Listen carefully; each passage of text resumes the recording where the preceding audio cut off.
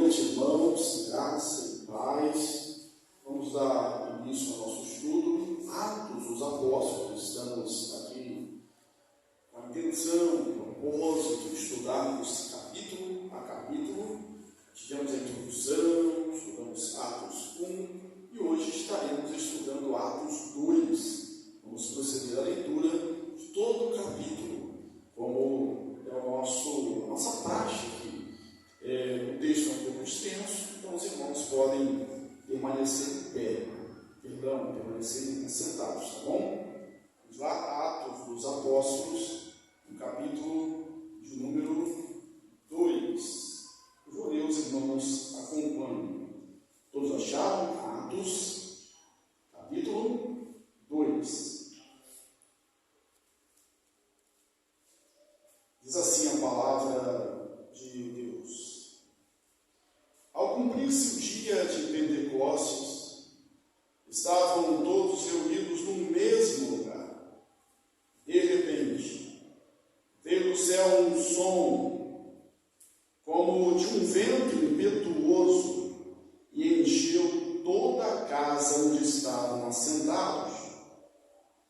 E apareceram distribuídas entre eles línguas como de fogo, e pousou uma sobre cada um deles. Todos ficaram cheios do Espírito Santo e passaram a falar em outras línguas, segundo o Espírito lhes concedia que falassem.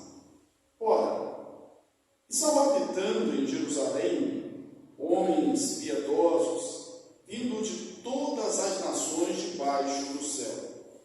Quando, pois, se fez ouvir aquela voz, afluiu a multidão que se possuiu de perplexidade, porquanto cada um os ouvia falar na sua própria língua.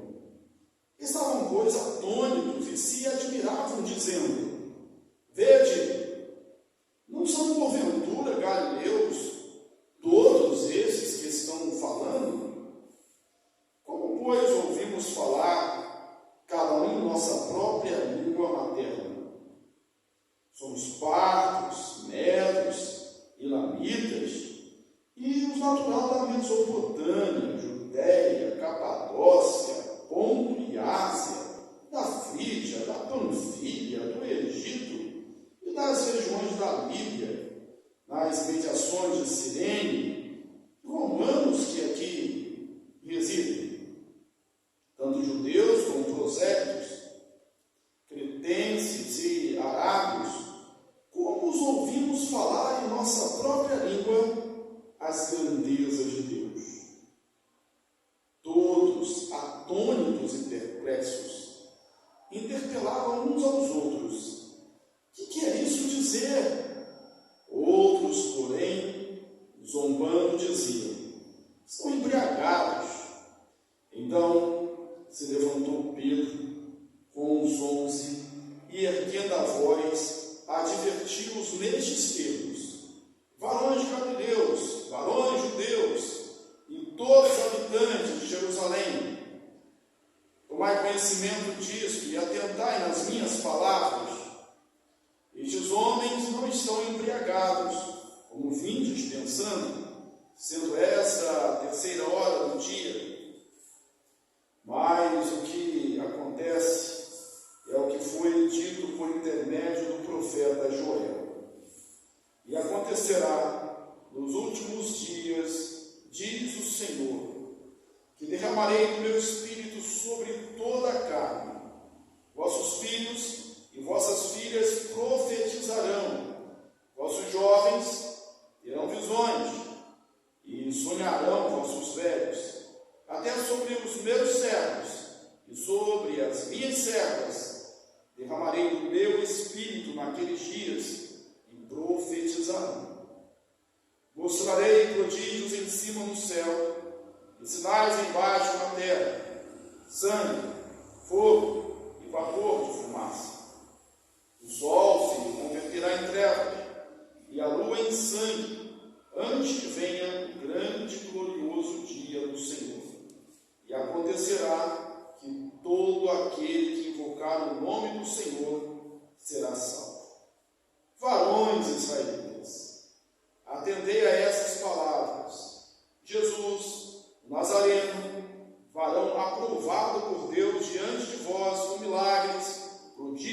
sinais, os quais o próprio Deus realizou por intermédio dele.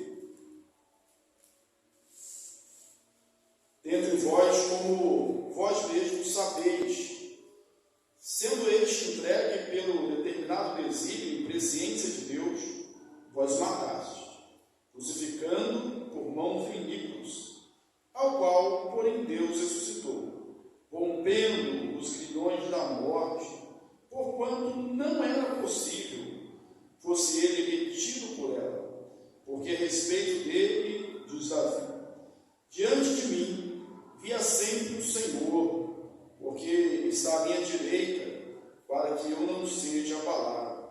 Por isso, se alegrou o meu coração, e a minha língua exultou. Além disso, também a minha própria carne repousará em segurança, porque não deixará a minha alma na morte, nem permitirá que o teu santo veja a corrupção. Fizeste-me conhecer os caminhos da vida, encher-me-ás de alegria na tua presença. Irmãos, seja-me permitido dizer-vos claramente a respeito do patriarca Davi, que ele morreu e foi sepultado, e o seu túmulo permanece entre nós até hoje. Sendo, pois, profeta, e sabendo que Deus lhe havia jurado que um dos seus descendentes se assentaria no seu trono, prevendo isso, referiu-se à ressurreição de Cristo, que nem foi deixado na morte, nem o seu corpo experimentou corrupção. A este Jesus, Deus ressuscitou, do que todos somos testemunhas, exaltado, pois, à destra de Deus, tendo recebido do Pai a promessa do Espírito Santo, derramou isto no que vedes e ouvis.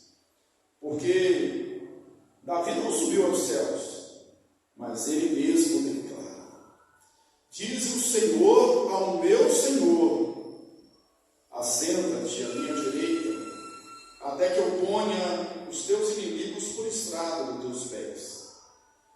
E seja absolutamente certa, pois, toda a casa de Israel, de que este Jesus, que vós crucificaste, Deus o fez Senhor e Cristo.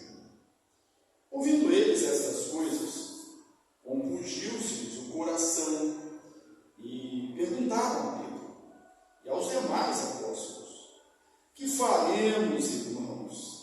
Respondeu-lhe Pedro: arrependei-vos, e cada um de vós seja batizado em nome de Jesus Cristo, para a remissão dos vossos pecados, e recebereis o dom do Espírito Santo, pois para vós outros é a promessa, para vossos filhos e para todos que ainda estão longe, isto é, para quantos o Senhor nosso Deus chamar. Com muitas outras palavras deu testemunho, e exortava-os, dizendo: salvai-vos desta geração perversa. Então, os que aceitaram a palavra foram batizados, havendo um acréscimo naquele dia de quase 3.000 pessoas. E perseveravam na doutrina dos apóstolos, e na comunhão, no partir do pão e nas orações. Em cada alma havia temor, e muitos prodígios e sinais eram feitos por intermédio dos apóstolos.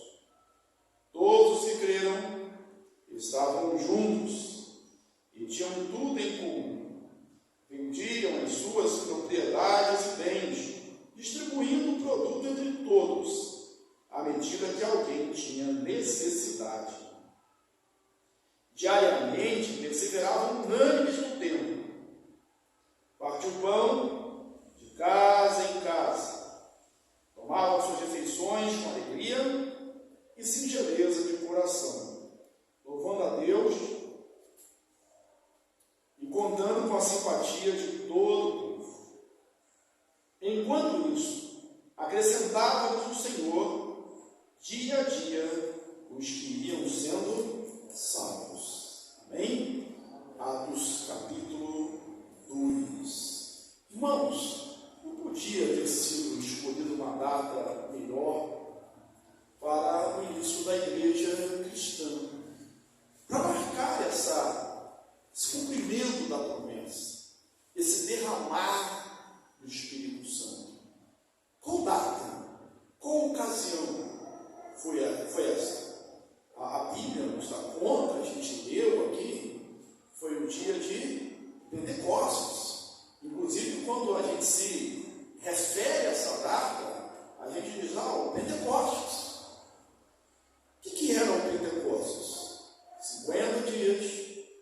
após a Páscoa. Era o cumprimento da profecia de Atos 1:8. Mas recebereis poder ao descer sobre vós o Espírito Santo, e sereis minhas testemunhas, tanto em Jerusalém, como toda a Judéia, Samaria e até os confins da terra. A ênfase do livro de Atos, esse livro de história, é que a igreja seria testemunha da ressurreição de Cristo, testemunha do Cristo redivivo. É o que nós somos hoje, somos testemunhas de Jesus. E a igreja, nós receberemos poder para isso. Pentecostes, uma das festas mais conhecidas do calendário judaico, as três maiores são a Pentecostes, Páscoa e a festa dos tabernáculos. Pentecostes também é chamada de a festa das primícias, ou das primeiras colheitas. E o que aconteceu nesse dia, irmãos? Aconteceu a grande primeira colheita da igreja. A gente leu aqui que depois do sermão de Pedro, foram acrescentados, converteram-se, aceitaram-lhe a palavra, quase 3.000 homens. Quase 3.000 foram convertidos. Então, festa apropriada, festa da colheita. A igreja colheu os seus primeiros frutos. Agora, esse texto de Atos 2, ele costuma dar algumas dificuldades, por quando as pessoas tentam explicar, não o ato em si, não a bênção de Deus, não derramar do Espírito, isso toda a igreja cristã concorda, nós precisamos do Espírito Santo. Para testemunhar, precisamos do Espírito Santo. Não há crente sem o Espírito Santo, porque ele é que convence do juízo, da justiça, do pecado, é ele que faz a gente lembrar de todas as coisas. Precisamos do Espírito Santo. O problema se dá, pelo menos na minha opinião, na minha visão, que eu tenho observado, é quando a gente tenta explicar a experiência. Como aconteceu, estavam reunidos, viu línguas como de fogo, um vento impetuoso, não havia fogo, não havia vento, mas Jesus diz como, era uma forma de que estava acontecendo, e pousou sobre eles, e todos falaram em outras línguas. Algo que marcou a experiência desses crentes. Foi necessário naquele momento, para que as pessoas naquele contexto estavam ali, e eles mesmo que ouviram depois o discurso de Pedro, aceleraram isso. Nós somos medos, partos, elemitas, romanos, judeus e prosélitos, ou seja, gente de todas as partes do mundo. E eles perguntavam como nós ouvimos eles falar na nossa língua, na própria língua materna. Os mistérios, as grandezas, essas maravilhas de Deus. Não foi experiência para aqueles irmãos. Quando a gente fala da teologia, da necessidade de marcar o início da igreja, tudo bem. Quando a gente vai discutir a experiência, a coisa fica um pouco complicada. Houve divisões na igreja, por isso, nas igrejas de forma geral. Na igreja presbiteriana houve uma divisão da década de 60, por conta dessa doutrina do Espírito Santo. Algo que devia nos unir, às vezes, acaba se separando. Agora vamos aqui ao texto. Primeiro, o que a gente viu antes disso?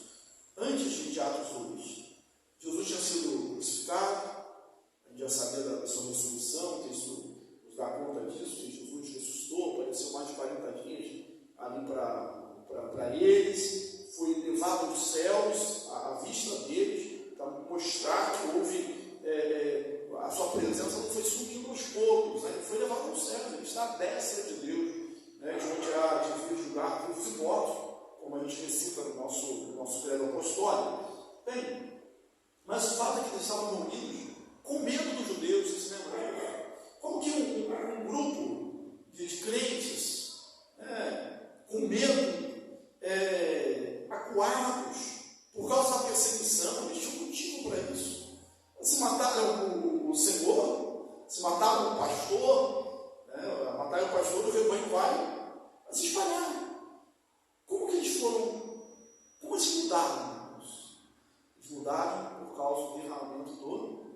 Espírito Santo.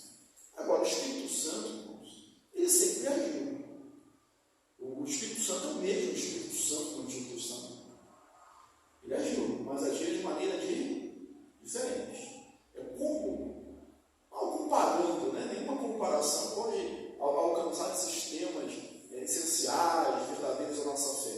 Mas, por exemplo, o ser humano hoje domina a parte do átomo, né? Do poder atômico, que criam coisas do bem e do mal também, como bombas nucleares.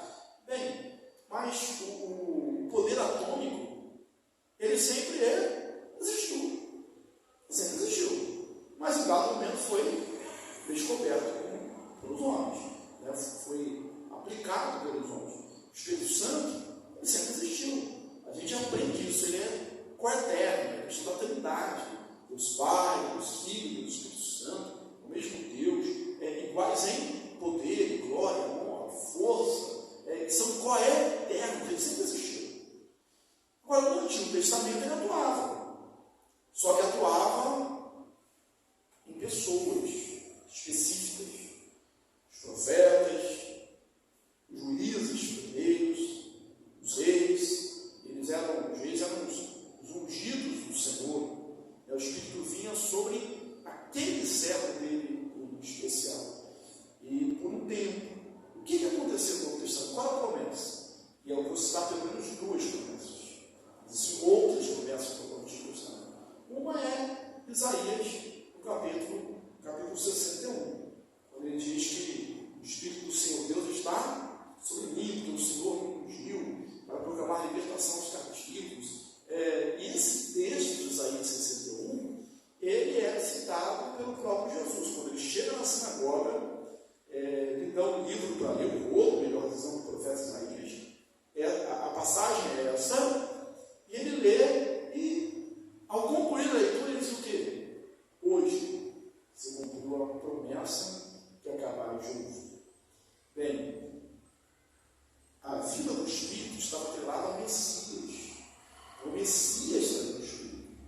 Tanto é que Jesus, no Evangelho de João, disse: olha, quando eu for para o Pai, eu enviarei o Espírito. Inclusive lá em João 7, ele fala ali, quem crê em mim, como diz as Escrituras, no seu interior fluirão rios de águas vivas. E aí ele diz: isso disse Jesus em relação ao Espírito, porque o Espírito não havia sido ainda dado, porque Jesus não tinha sido glorificado, não tinha subido para o Pai. O outro texto é o texto do próprio Pedro, no seu sermão, cita Joel, capítulo 2, a partir do verso 18. Acontecerá naquele dia que derramarei do meu Espírito sobre toda a carne. Olha a diferença. Agora não é mais sobre é sobre um escolhido especial, é sobre toda a carne. Vossos filhos e vossas filhas. Não há diferença de gênero. Homem, mulher, vou derramar sobre os filhos e as filhas. Os vossos jovens terão visões, e os vossos velhos sonharão. Também não há divisão etária, ser novo ou velho. Até sobre meus servos e as minhas servas derramarei do meu Espírito. Também não há nenhuma distinção social. O Espírito seria derramado sobre todos. Aí a gente vê um texto, nós estávamos vendo no cenário, na sala superior, no andar superior, provavelmente, estavam reunidos ali, e olha só, eles estavam sentados. É apenas uma inferência, mas a gente pode inferir, embora estivessem em oração, em tempo de comunhão, buscando, estavam juntos, mas que nesse momento específico, talvez, nem orando eles estivessem ali, conversando. Apenas uma inferência, tá? Então, no texto. O que eu estou dizendo? Eles estavam sentados. E a prática dos judeus era orar em pé. Estão sentados. E aí a gente já posição. Se você está sentado, de joelho, com o rosto no chão, em pé, não. São sentados. A outra coisa que a gente vê aqui, e isso é magnífico no texto, esclarecedor, que assim, de repente veio sobre eles. O que de repente, meus irmãos? O que de repente? De forma inesperada. Não existe uma agenda, não existe uma hora marcada. Foi de repente. Isso esclarece alguma coisa? Ou isso faz lembrar algo que às vezes acontece nos nossos dias, que há alguns que marcam dia, hora, momento, para que o Espírito venha sobre as pessoas? Nem eles, os apóstolos sabiam, eles estavam reunidos. E no primeiro estudo que a gente leu aqui um versículo que dizia que eles deviam permanecer na cidade até que do alto fossem revestidos de poder. Isso Jesus falou antes da sua ascensão. A gente sabe hoje que isso foi 10 dias, aproximadamente. Por quê? Porque Jesus, depois da ressurreição, apareceu para ele durante 40 dias. E o Pentecostes foi 10 dias depois, 40, mas 10, 50, 50 dias para se cumprir o Pentecostes. Mas quando eles receberam essa orientação de Jesus, para que não se afastasse da cidade, não saísse da cidade, eles não sabiam quanto tempo, se era um dia, 2 dias, 1 hora, 2 horas, 10 minutos, 10 dias, 20 dias, 1 ano. Não, permanecer na cidade até que do alto sejais revestidos, estavam em obediência. E de repente, o Espírito sobre eles.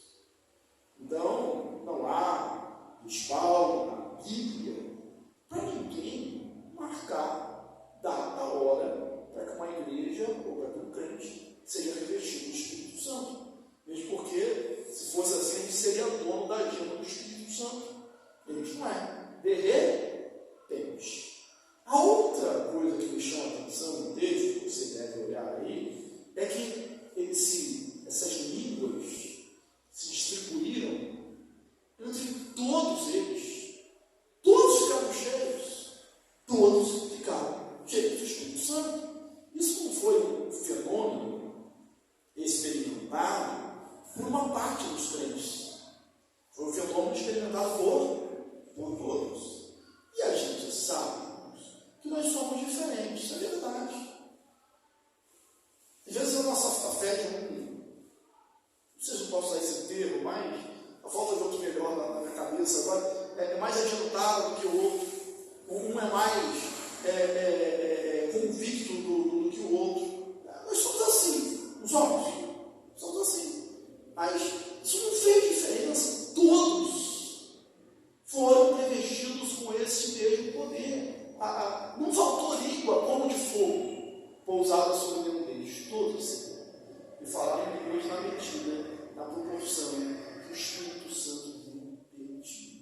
Falavam como o Espírito Santo lhes permitiu. Aí a gente vê a consequência disso. Eu vou dividir em 2 partes a consequência. A primeira reação do povo e a segunda reação do povo. Qual foi a primeira reação? De alguns que diziam assim, olha, maravilhados, estupefatos. Como a gente ouve, a gente é de diversas nacionalidades, e a gente ouve esses homens falando na nossa língua materna. Estavam admirados. Mas havia uns religiosos, felizmente mais céticos. Esse grupo sempre existe. Qual foi a conclusão desse segundo grupo? Estão bêbados. Estão empregados. Esses homens fazem chacota. Esses homens ridicularizam a fé. E não se enganem, irmãos. A igreja de Jesus, em todos os tempos, vai encontrar esse tipo de gente que ridiculariza a nossa fé, que faz pouco caso da nossa fé. E esses cargos, essa gente que zomba, a gente sempre vai encontrar. Não foi diferente com os nossos irmãos da igreja primitiva.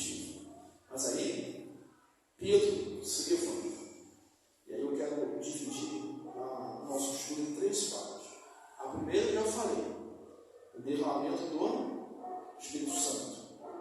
Naquele momento, marcando o início da igreja e dos crentes, revestidos de poder para serem testemunhas da ressurreição. Há sempre um propósito. O propósito não é a gente só ficar, eu sou mais eu, estou cheio de poder. Não. Até o texto de 1 Pedro 2, 8 e 9, nós temos algo que nos mostra essa finalidade. Vós, porém, sois raça eleita, sacerdócio real, nação santa, povo de propriedade exclusiva de Deus, a fim dele. Presta bem atenção. A fim dele, proclamar as virtudes daquele que nos chamou das trevas para a sua maravilhosa luz. Há um propósito. Ser testemunha. Ser testemunha de Jesus, pregar de Jesus, testemunhar de Jesus. Então, derramamento do poder. Poder para quê, irmãos? Para pregar e para viver. Para pregar a palavra e para viver a palavra. Em Atos 1, quando Lucas ele diz: escrevi o primeiro livro ao Teófilo, relatando tudo que Jesus começou a fazer e ensinar.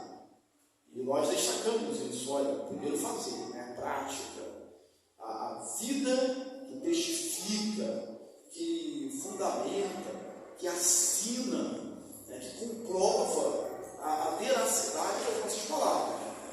Fazer e ensinar. Aqui a gente tem essas duas coisas.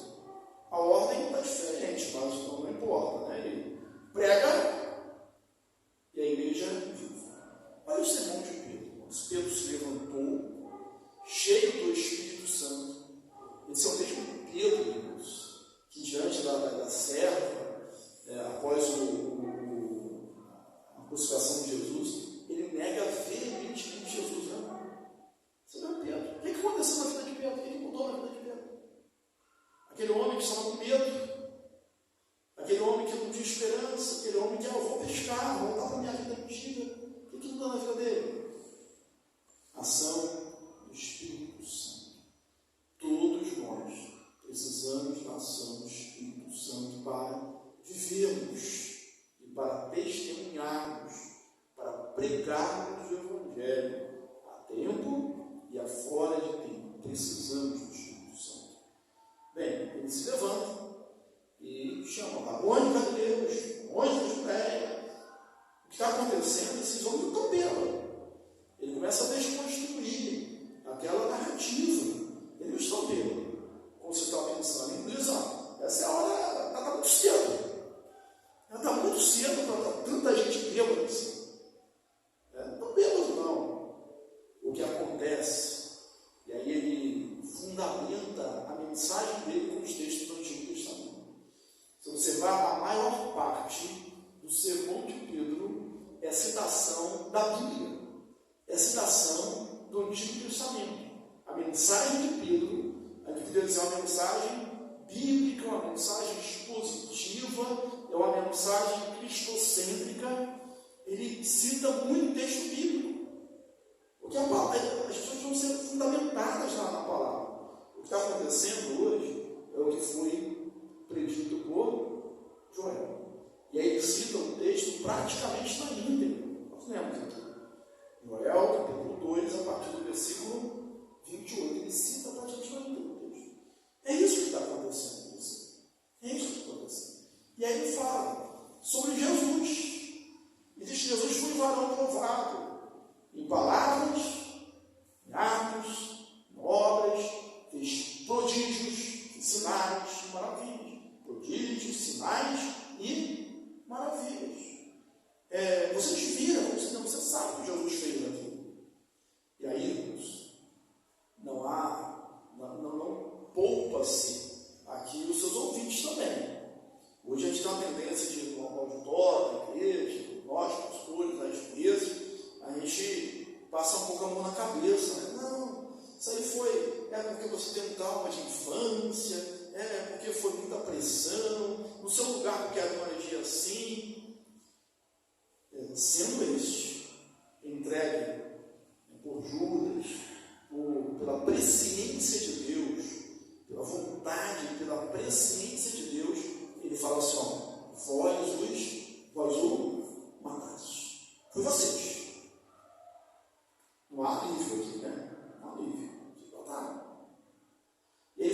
esse mesmo Jesus, Deus o ressuscitou fazendo o Senhor e Cristo. Aí ele cita outro texto. Ele fala de Jesus, né? Ele fala de Davi, perdão, cita Davi, dizendo que os seus ossos, né, ele não veria corrupção. Aí Davi é o rei, modelo dos judeus, é um exemplo de Cristo, um título de Cristo. E aí ele diz o seguinte: permita-me dizer que Davi morreu e foi sepultado. Então de que Davi estava falando? Que o corpo não havia corrupção? Jesus, desde Jesus que vocês crucificaram, desde Jesus que vocês mataram. Mas Deus ressuscitou. Ali está outro texto. Diz ao meu Senhor, né? Assenta-te, até que eu ponha os seus inimigos por estado dos teus pés. Está falando de Jesus. Esse mesmo Jesus, Deus ressuscitou dentre os mortos e o fez Senhor e Cristo. E aí, irmãos, as pessoas perguntam: o que a gente vai fazer? O apelo parece que foi reverso, né? Foi o contrário. Normalmente o pregador, ele anuncia e ele faz um apelo. As pessoas ali fizeram apelo, né? O que a gente vai fazer? Diz aí o que a gente vai fazer. A gente quer mudar. E aí eles arrependeram. Cada um de vós seja batizado, para a remissão de pecado, a parte se será essa promessa. E os que creram, os que aceitaram a palavra, preste atenção, aceitaram a palavra. No decorrer do nosso estudo de Atos, a gente vai ver que, por diversas vezes, aquele relatório de crescimento da igreja, crescia a palavra. Crescia a palavra. A igreja cresce junto com a proclamação da palavra. Aí, houve uma crescimento de 3.000 pessoas. Colheita. Pentecoste. Primeira grande colheita da igreja. Depois, a gente vê uma outra pregação que o número subiu para 5.000. Aí depois, em Atos 8, a gente vê Filipe pregando, diz que a multidão atendia unânime a pregação de Filipe. Lucas parece agora perdeu a conta, né? Não dá mais para contar, uma multidão. Aí depois ela cresceu as multidões. Depois ele não fala a igreja, ele fala as igrejas. Né? Então, o crescimento da igreja, a proclamação de Jesus, né? Como a igreja como testemunho da ressurreição de Jesus, de Jerusalém até Roma. Bem, além do poder para pregar, porque o sermão de Pedro foi bem fundamentado, o sermão de Pedro era bíblico, né? Ele era testemunha, só que precisa realmente da ação do Espírito Santo. Não há eloquência hoje, por melhor que seja, embora a gente ouça, goste de ouvir, quem não gosta de ouvir um sermão bem fundamentado? Quem não gosta de ouvir um bom pregador, existe tantos por aí? É bom ouvir um bom pregador, um bom discurso, né? A retórica, é bom ouvir, mas se não houver a ação do Espírito Santo, nenhuma retórica, nenhum discurso, nenhum conhecimento pode transformar uma vida. Necessário que haja ação do Espírito Santo. Agora, a mesma grandeza, a beleza que houve nessa pregação de Pedro, o poder do Espírito Santo mostrado na pregação de Pedro, é mostrado também, igualmente impactante, na forma como viviam os novos convertidos. O Espírito Santo, a ação do Espírito Santo na nossa vida, não é somente sentir. O Espírito Santo é uma força, é uma coisa que a gente sente, é uma pessoa, né? Deus. E a Bíblia diz que pelos frutos os conhecereis. E qual é o fruto do Espírito, segundo o texto de Gálatas, capítulo 5? Mas o fruto do Espírito é amor, alegria, paz, longanimidade, benignidade, bondade, fidelidade, mansidão e domínio próprio. De santar esse fruto que viviam. Eles estavam todos juntos. Nós temos algo que nos une. O Espírito Santo de Deus nos une. A igreja precisa estar junto. A gente canta quando quando estou com o povo de Deus, eu sinto essa grande alegria. Antes eu, salmista, dizendo, alegrei-me quando me disseram, vamos à casa do Senhor. A gente quer estar junto. A gente quer estar onde o povo de Deus se reúne.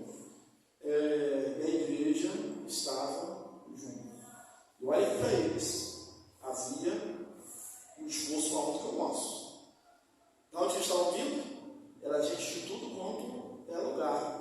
E parece que alguns não voltaram. Eles continuaram em Jerusalém, achamos Messias. Talvez por isso a necessidade da igreja, dos irmãos, venderem algumas coisas para sustentar o povo que ficou ali. Então o sacrifício deles era maior do que o nosso. A gente tem transporte com uma relativa facilidade, a gente tem condições, tem um ambiente, tem um lugar para se reunir, com relativo conforto. Não, a gente não nada disso. Mas eles estavam sempre juntos. Se tem uma coisa que a igreja precisa fazer, é estar juntos. A gente precisa estar junto com os irmãos. Não existe um de crente na minha casa. Na verdade, que Deus ouve a nossa oração no nosso quarto. A Bíblia ensina isso. Só que a gente precisa dar comunhão com os irmãos. Cumprir os sacramentos, partir o pão, celebrar os sacramentos que mostravam que eles acreditavam que Jesus tinha ressuscitado e que Jesus iria voltar. Essa é a maior mensagem da igreja, que Cristo morreu pelos nossos pecados, que Ele ressuscitou e que Ele vai voltar. A gente insiste pregando isso. Maranata, ora vem, Senhor Jesus. Estavam juntos, tinham tudo em comum, viviam comiam com singeleza as suas refeições. Havia um momento de confraternização, de comunhão entre eles. Havia alegria. Eles estavam ali unânimes em oração. A igreja precisa orar, precisa buscar a Deus, precisa se fortalecer. E contavam com a simpatia de todo o povo. E dia a dia acrescentávamos no Senhor os que iam sendo salvos. Parece, irmãos, que essa igreja não experimentava um dia sem aquela alegria que de vez em quando a gente sente de uma alma convertida. E todo dia a dia, Deus ia acrescentando os que iam sendo salvos. Eu lembro de uma oração, de jogar, não sei se